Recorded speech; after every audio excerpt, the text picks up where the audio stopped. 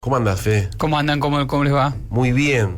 ¿Usted está hace cuánto hace que está aquí en la Argentina? Llegamos el domingo. El domingo volvimos de una gira que hicimos por Ciudad de México, donde fuimos junto con Nicolás Trota para firmar una serie de convenios desde la Escuela Justicialista Néstor Kirchner, fundamentalmente con Morena, el partido político que conduce Andrés Manuel López Obrador, y en particular el Instituto Nacional de Formación Política, que depende de Morena, para realizar algunas acciones. Así que buena experiencia. Justo se cumplían 5 años de gobierno de Andrés Manuel López Obrador, que tiene un 75% de apoyo en las encuestas, ya lanzada Claudia Sheinbaum como precandidata para el año que viene a las presidenciales, favorita, le lleva 20 puntos al segundo. Bueno, ¿traslada así el voto directamente? Vamos a ver, es un desafío importante, no tiene el mismo carácter ni liderazgo. Andrés Manuel López Obrador es un líder histórico.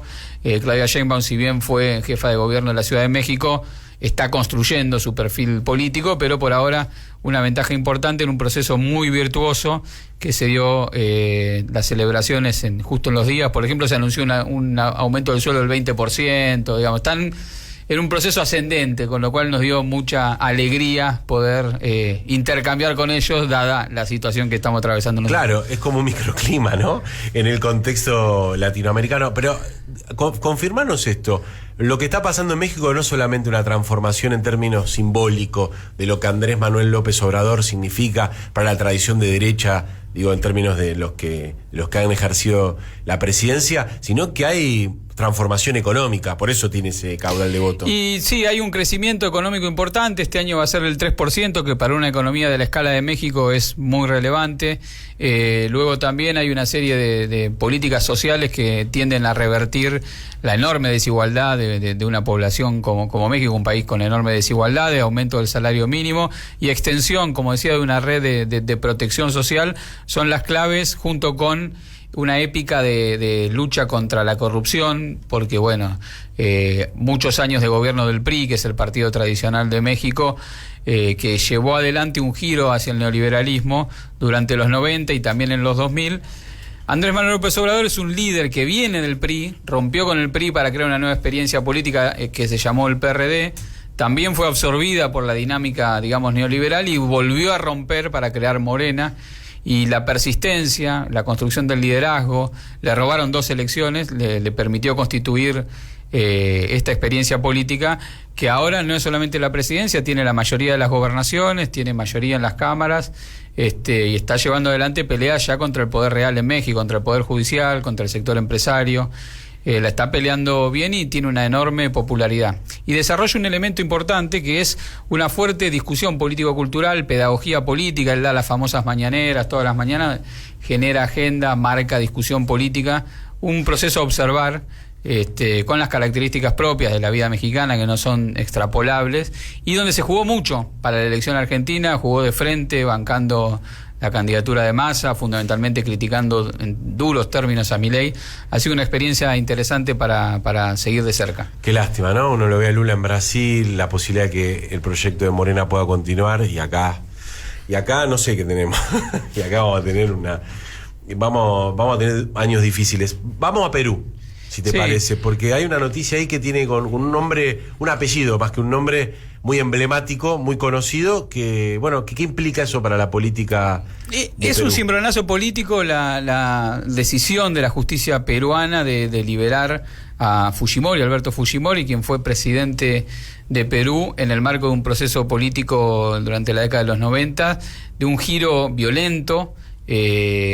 Fujimori, además de llevar adelante una reforma del Estado peruano que consolidó el modelo neoliberal, que no ha podido ser quebrado hasta el día de hoy, fue un giro autoritario violento, de la mano de la persecución a la guerrilla de Sendero Luminoso se cometieron una serie de delitos de lesa humanidad por los cuales él fue condenado. Cosas realmente atroces han sucedido. Su hija, Keiko Fujimori, es líder política de la derecha más radical en Perú, y la liberación de Fujimori genera un nuevo conflicto en la institucionalidad peruana, que ya venía sacudida por la destitución de Pedro Castillo, la inestabilidad del gobierno de Boluarte. Así que un nuevo elemento que se suma a la inestabilidad política de Perú, que va a tener un desarrollo, que hay un signo de pregunta ahí, cómo va a evolucionar toda la situación. ¿Pedro Castillo quedó afuera de la Pedro política? Castillo no quedó afuera, quedó en la cárcel. Bueno, está detenido, quedó adentro. Pero está muy bien la aclaración. Pero uno puede quedar adentro de la cárcel y ser parte del eje de la política, o quedó al margen. Lo han anulado completamente políticamente. Es difícil de saber, sigue siendo una referencia para un sector de la izquierda social, sobre todo de Perú. Hay que recordar que previo a su destitución ilegal por parte del Congreso, ya se había roto todo el frente que lo había llevado al gobierno, e incluso el sector de la izquierda más urbana, más la izquierda limeña, ya le había soltado la mano. Y esa pérdida de poder político fue la que generó las condiciones para su destitución. Una vez que fue detenido, sí se armó como una especie de frente social y político que pedía su liberación, pero eso Dina Boluarte pudo resistir en el cargo que se quedó, digamos, a partir de la destitución de Fujimori, y combinó una dosis de represión fuerte a la protesta social con una alianza con toda la derecha, a quienes ella había enfrentado para ser vicepresidenta con Castillo. Pegó un giro de timón fuerte, y así es como está gobernando Perú, con una situación total ilegalidad sobre la condición de Pedro Castillo, y sobre la base del acuerdo con la derecha y la represión se mantiene en el gobierno Dina Boluarte. Nos parece muy lejano todos esos escenarios, ¿no? Como el de Perú. Lejano, no sé. Cristina Fernández de Kirchner ha sostenido que la fragmentación política, junto con la cuestión económica de la inflación y la desigualdad que conlleva, y junto con la insatisfacción democrática, es decir, la crisis de representación, son elementos que van a estar cada vez más presentes en el escenario político si no hay una estrategia para revertir eso. Así que no sé si en el extremo de lo que vive Perú, porque es una sociedad realmente diferente a la Argentina, donde, por ejemplo, los sindicatos, claro, los partidos políticos tradicionales han perdido su peso, y no existió un proceso equivalente al que tuvimos nosotros con Alberto y con Néstor y Cristina, y ni siquiera una versión remozada, socialdemocratona, como tuvimos con Alberto. Entonces es difícil de comparar, pero sí los elementos de fragmentación política, de crisis de representación, y la posibilidad de consolidar un modelo económico que gobierne quien gobierne, no van a cambiar las variables macro que definen la economía, que es gobernado el país desde el Banco Central. Eso sí puede ser bastante parecido a lo que quiere instalar Milei en nuestro país. Déjame sumarte esta noticia que comentábamos afuera de micrófono, pero ya que nos metimos en el plano nacional, es que el trascendido y la confirmación es que Massa le habló a sus legisladores, hablando de la fragmentación: no es momento, hay que preservar la unidad, porque se podía suponer que el bloque que Massa representa se partiera en otro interbloque. Bueno, parece que no, que va a jugar para que se sostenga la unidad. Es una buena señal esa. Hay que recordar que la fragmentación no solo afecta al campo popular. En estas últimas horas se dio a conocer la fragmentación del bloque del radicalismo, por ejemplo, que va a haber 2 bloques. Hay que ver qué sucede con los bloques independientes, con el bloque federal. Si se mantiene la unidad política, creo que va a haber mayor margen de resistencia en el Congreso, que se va a transformar en un elemento clave por la ley ómnibus esta. Hablamos de Congreso, y ahora sí, viajemos a Colombia, porque tuvo su primer victoria el señor Petro, el presidente de Colombia. Petro venía mal, venía en una situación complicada, porque hace aproximadamente un año se rompió la alianza de gobierno. Él había ganado la elección con una expresión de izquierda, que es el pacto histórico, pero cuando llega al gobierno convoca a las distintas fracciones de la centro derecha y algunas de la derecha incluso para integrar el gobierno y darle más volumen político a el primer gobierno de izquierda. Eso le permitió transitar el primer año de gobierno con elementos muy importantes, además de consolidar un liderazgo a nivel internacional, con su discurso crítico respecto de la cuestión ambiental, que se vio ratificado en la última cumbre, en los últimos días en la COP28. También un discurso crítico respecto de la penalización de la cultivo de coca como elemento central que había constituido la política colombiana en lo que se llamó la doctrina de seguridad democrática, que básicamente era la guerra contra las drogas. Bueno, Petro representó eso, pero cuando quiso avanzar en reformas más estructurales que afectaban poder en Colombia, se le rompió el frente político y quedó con los propios. Empezó a convocar, a movilizar a su base social para tratar de garantizar 3 reformas importantes que él quería impulsar, que eran la reforma impositiva, la reforma laboral y la reforma de salud.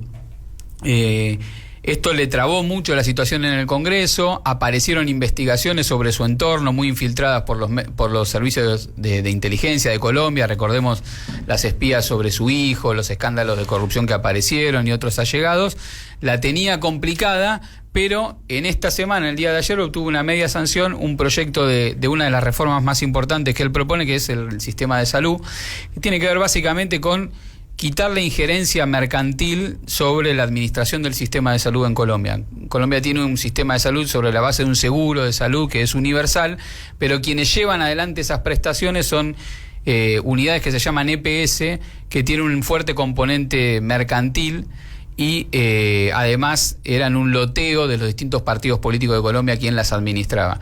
Se le va a retirar el poder a esas administradoras que no van a dejar de existir, y el poder lo va a tener una administradora central de los recursos de la salud en manos del Estado, que va a ser quien pague directamente para efectuar esas coberturas de salud a través de las distintas instituciones que tiene Colombia, que es un sistema mixto de salud con sus complejidades, pero a grandes rasgos podemos decir que restringe los negocios, la injerencia del capital privado sobre las prestaciones de salud, le da más poder al Estado para regular esos flujos, y además en términos políticos una victoria importante que le permite revertir un poco y ganar oxígeno para la pelea que se viene en el Senado para tratar de consolidar la reforma de salud. Increíble, ¿no? Como en algunos países se intenta volver a que el Estado tenga un rol central, y acá estamos para liquidar empresas directamente. Exactamente, a contramano total. Lamentablemente la Argentina va a entrar en un proceso de contramano de los procesos más importantes que está teniendo la región. Para venderme la próxima parte de la columna internacional, el acuerdo entre el Mercosur y la Unión Europea está caído. Está caído y le quita un poco de lustre a lo que va a ser la cumbre del Mercosur, que se va a dar entre mañana y pasado en Río de Janeiro. Ir a Río de Janeiro siempre es una buena excusa. Por favor, pero esas playas. Si se iba a anunciar algo... va a ser en la playa. Claro. Entonces como que le quita un poco de lustre, una cumbre que además es un punto de inflexión para el proceso del Mercosur, que va a cambiar la composición política del bloque. Por un lado, es la última cumbre con Alberto Fernández como presidente. Fue importante la resistencia argentina a no firmar el acuerdo tal como estaba planteado, porque Francia no bajaba las exigencias respecto de que nosotros liberemos las restricciones a las importaciones industriales y que ellos no bajen ninguna restricción a las importaciones agropecuarias. Pero más allá del tema Mercosur y Unión Europea, se va Alberto Fernández en la Argentina, en la próxima va a estar sentado Javier Milei, e ingresa Bolivia, que después de un largo proceso de incorporación en el bloque, es importante porque en algún sentido compensa el desbalance que suponía que Brasil, que es la principal economía del Mercosur, que tiene un liderazgo natural, pierde su socio en la Argentina. Entonces se podía conformar un bloque entre Milei, Paraguay y Uruguay que llevara al Mercosur hacia un giro más de apertura comercial. Con Bolivia adentro, Brasil va a poder manejar un poco más la situación para adelante.